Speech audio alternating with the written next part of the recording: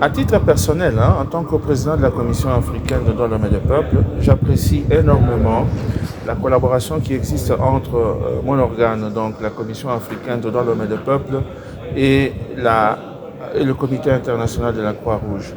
Cette collaboration s'inscrit dans la droite ligne de l'article 45 de la Charte africaine des droits de l'homme et des peuples. Vous savez que cet article indique clairement que la Commission africaine des droits de l'homme et des peuples a le pouvoir et la compétence de collaborer avec les autres institutions internationales ou africaines qui travaillent dans le domaine de la protection et de la promotion des droits de l'homme. Et le Comité international de la Croix-Rouge est l'un de ces organes qui travaille énormément dans le domaine de la promotion et de la protection des droits de l'homme et des peuples sur le continent. Nous avions commencé bien évidemment cette collaboration depuis longtemps. Je me rappelle quand j'étais encore jeune commissaire ici, nous avions eu une première formation juste une année après mon arrivée ici, en 2018. Cette collaboration s'est renforcée également durant la période de Covid-19 et c'est avec plaisir que nous avons reçu tout le groupe de travail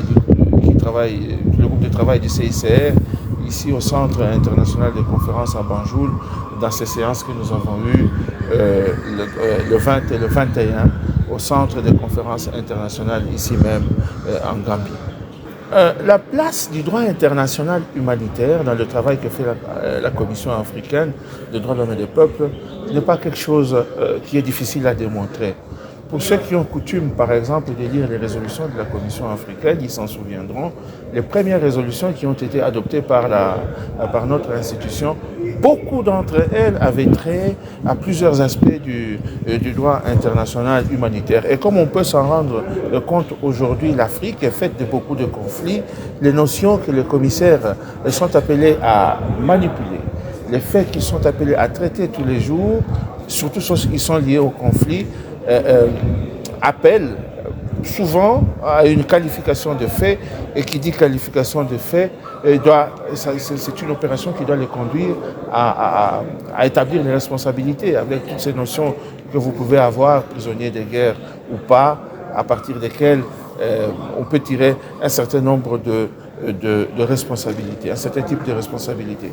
Il est donc important, de mon point de vue, que les commissaires soient sensibilisés sur les questions liées au droit international humanitaire parce qu'ils ont dans leurs attributions les communiqués de presse qu'ils sortent tous les jours, les lettres d'appel urgents qu'ils adressent au chef d'État.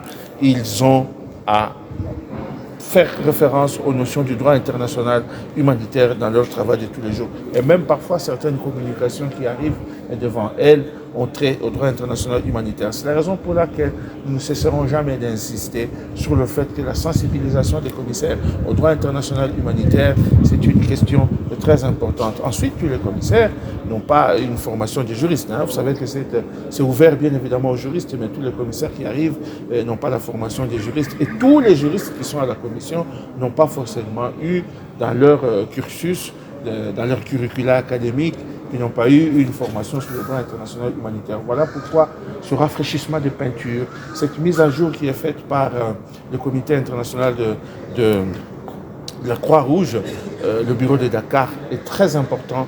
Nous tenons à ce que sur une base annuelle ou bisannuelle, nous puissions continuer cette collaboration. De notre point de vue, la collaboration, comme je le disais tout à l'heure, doit se poursuivre entre nos deux institutions. Je voudrais féliciter Madame la directrice ainsi que son équipe de Dakar pour l'intérêt qu'ils manifestent presque chaque année de venir ici à Banjul pour cette question de formation des commissaires, question liée au droit international humanitaire. Peut-être qu'il faudrait qu'on formalise cela, que ce soit sur une base bisannuelle. Une base bisannuelle me paraît une bonne éducation. Pourquoi pas un bon timing, mais pourquoi pas sur une base annuelle. Comme ça, on va aller petit à petit. Vous savez que le droit international humanitaire, c'est un droit qui est complexe, c'est un droit qui est technique. Peut-être qu'on peut le faire sur une base annuelle. Chaque année, on fait une mise à jour générale et puis on revient sur la première convention de Genève, on passe à la seconde convention de Genève, on passe à la troisième convention de Genève, la troisième année, la quatrième convention de Genève et les protocoles additionnels. Comme ça, les commissaires vont avoir une vue holistique de cette discipline importante, le droit international humanitaire, qui a des points d'intersection avec le droit international des droits de l'homme.